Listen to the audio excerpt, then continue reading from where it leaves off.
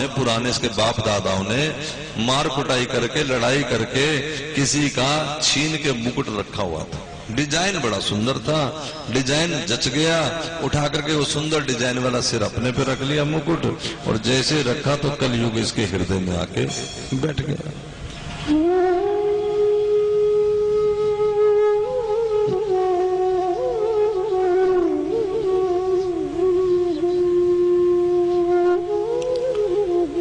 कलयुग जब हृदय में आएगा तो उसका कैसे पता लगेगा, क्या सिम्टम है उसके?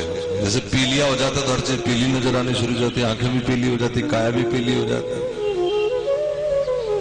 जब कलयुग हृदय में आएगा, ध्यान दे, पहली बार हमें संत अच्छे नहीं लगते, साधु अच्छे नहीं लगते ना। परीक्षित को भी साधु अच्छे नहीं लगे। जिन साधुओं का आश्रम उसने अपने आप बनवाया था, जिसकी कुटिया उसने खुद सजाई थी, उस ऋषि के आश्रम में गया। साधु का काम क्या? अच्छा, साधु क्या करते होंगे अपने आश्रम? बताओ क्या करना चाहिए उनको? आंख बंद के भजन ही तो करता मिलना चाहिए साधु।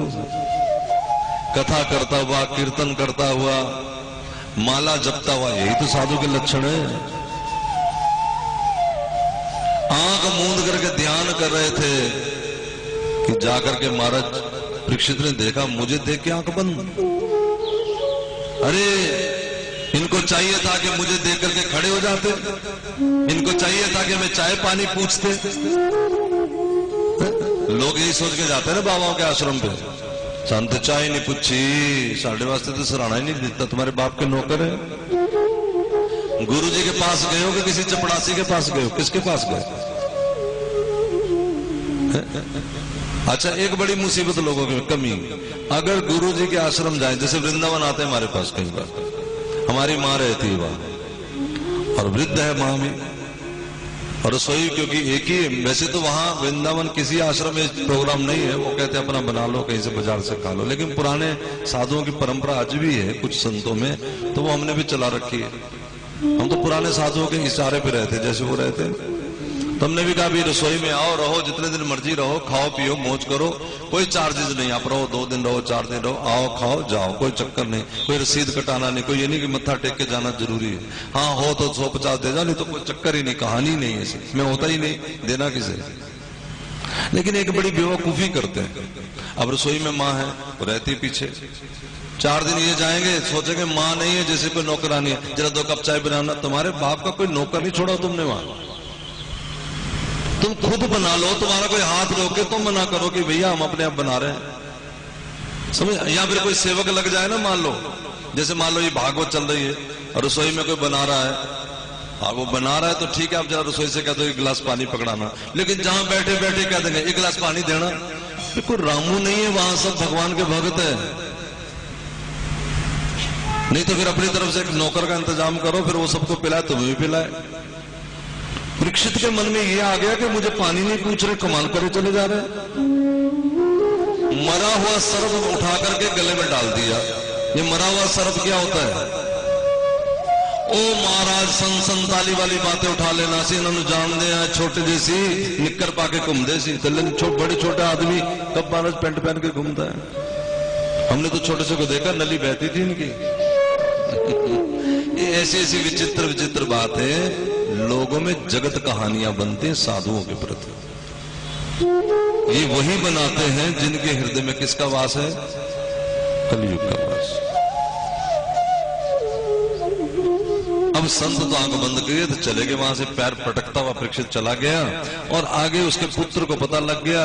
और महाराज जैसे ही शमीक को पता लगा, शमीक ने श्राप दे दिया कि आज से 7वें दिन जिसने मेरे पिता के गले में मरा हुआ सर्प डाला है वो मौत के घाट से उतार देगा, तक्षक नाग आके काट ले। आकर के अपने पिताजी को बात बताई सब चेलों ने कि गुरुजी, आज जिसने श्राप दिया तुम्हारे पुत्र ने, उसको ये गुरु तो गुरु होते हैं महाराज। गुरु जी ने कहा कि एक छोटी सी गलती के लिए इतनी बड़ी सजा ठीक नहीं। क्षमावान होते महात्मा। साधु इतनी जल्दी गाली नहीं देता, श्राप नहीं देता, न साधु इतनी जल्दी बद्दुआ देता है किसी को। महात्मा वही होता है, दिल मिलाता है, गुस्सा आता है, ठीक है, बुद्धि तक आता है, लेकिन हृदय तक नहीं जाता।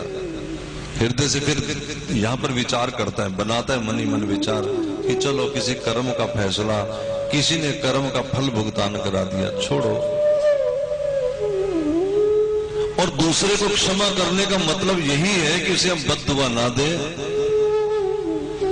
समझ गए क्या? न काहू से दोस्ती, न काहू से बैर। बैर का मतलब है कि उसके प्रति बुरी भावना रखना। जाके गुरुजी ने परीक्षित को बता दिया कि परीक्षित, इस तरह मेरे पुत्र ने तुम्हें श्राप दिया है, आज से 7वें दिन तक्षक आके तुम्हें काटेगा, तेरी मौत हो जाएगी। बुरा नहीं माना परीक्षित ने, गाली मिली है तो वो तो गाली तो मिल गई, अब उसका आगे क्या करूं ये पूछो। अच्छा गुरुजी ये बताओ, 7वें दिन मेरी मौत आनी है, मैं करना क्या चाहिए मुझे, ये तो बताओ। गुरुजी बोले, बेटा अपनी गद्दी अपने पुत्र को दे दो और जाकर के बैठ करके किसी एक किनारे भगवान की कथा में अपना मन लगाओ। ये तरीका है, ये ढंग है जीने का।